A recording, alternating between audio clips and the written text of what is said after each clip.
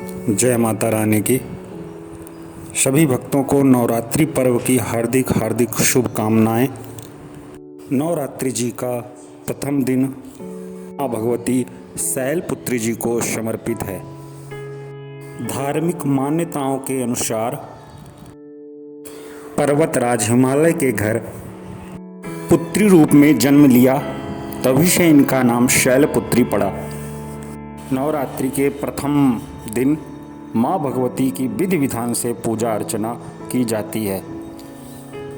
माँ भगवती शैलपुत्री भक्तों पर ही बहुत प्रसन्न होती हैं। माँ भगवती का स्वरूप बहुत ही सुंदर है। माँ एक हाथ में त्रिशूल, दूसरे हाथ में कमल धारण करती हैं। माँ शैलपुत्री वृषभ की सवारी करती हैं और पूर्ण हिमालय पर माँ भगवती राज करती हैं एवं समस्त भक्तों की मनोकामनाएं पूर्ण करती हैं। महाराजा दक्ष घोर तपस्या करके माँ भगवती को प्रसन्न करके अपने पुत्री रूप में प्राप्त किया था। महाराजा दक्ष ने अपनी पुत्री का विवाह शंकर जी से संपन्न किया। शिव पुराण की कथा के अनुसार महाराजा दक्ष ने शिव जी का अपमान करने की इच्छा से बहुत बड़े धार्मिक यज्ञ करने का आयोजन रखा, जिसमें सभी देवताओं को बुलाकर यज्ञ में स्थान दिया, लेकिन भगवान भोलेनाथ जी का स्थान उसने नहीं दिया। जिस दिन यज्ञ प्रारंभ हुआ, सभी देवता अपने अपने वाहन में विराजमान होकर दक्ष के यज्ञ में सम्मिलित होने के लिए कैलाश पर्वत के ऊपर से जाने लगे।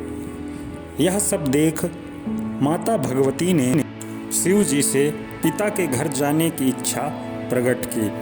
तब भगवान भोले बाबा ने कहा, बिना निमंत्रण किसी यज्ञ में जाना उचित नहीं है। स्वामी के बार बार समझाने पर सती जी नहीं मानी। तब भोलेनाथ जी ने नंदी जी को बुलाकर एवं रुद्रगणों को बुलाकर दक्ष के यज्ञ में जाने की अनुमति सती जी को दे दिया।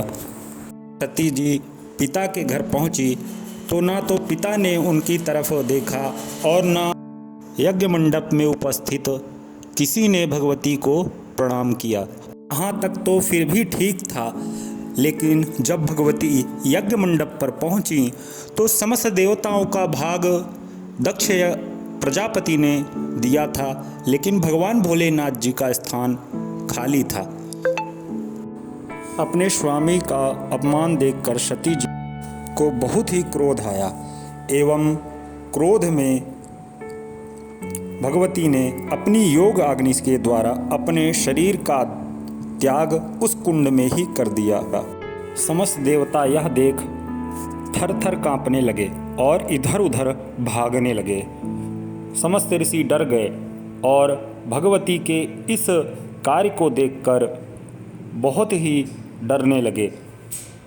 जब नंदी ने यह देखा तो समस्त गणों को लेकर भगवान भोलेनाथ जी के पास पहुंच गए एवं भगवान भोलेनाथ जी को पूरा वृत्तांत कह सुनाया। भगवान भोलेनाथ यह सब सुन क्रोध में लाल हो गए एवं अपनी जटा से एक जटा को निकालकर पृथ्वी पर पटक दिया, जिससे वीरभद्र भगवान प्रकट हो गए और भगवान भोलेनाथ जी ने वीरभद्र को आशीर्वाद दिया और यज्ञ ध्वंस कर देने की आज्ञा दे दी।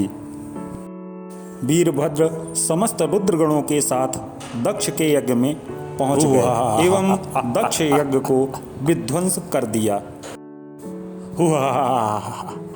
वीरभद्र जी ने दक्ष यज्ञ विध्वंस का समाचार भगवान भोलेनाथ जी को जाकर सुनाया। भोलेनाथ जी समस्त गणों के साथ दक्ष यज्ञ में पहुंचे एवं समस्त देवता भगवान भोलेनाथ जी को अत्यंत क्रोधित अवस्था में देखकर हाथ जोड़कर प्रार्थना करने लगे। ब्रह्मा जी, विष्णु जी सभी ने हाथ जोड़कर प्रार्थना की, जिससे प्रसन्न होकर भगवान ने दक्ष के सिर की जगह बकरे का सिर लगाकर पुनर्जीवन दान दिया।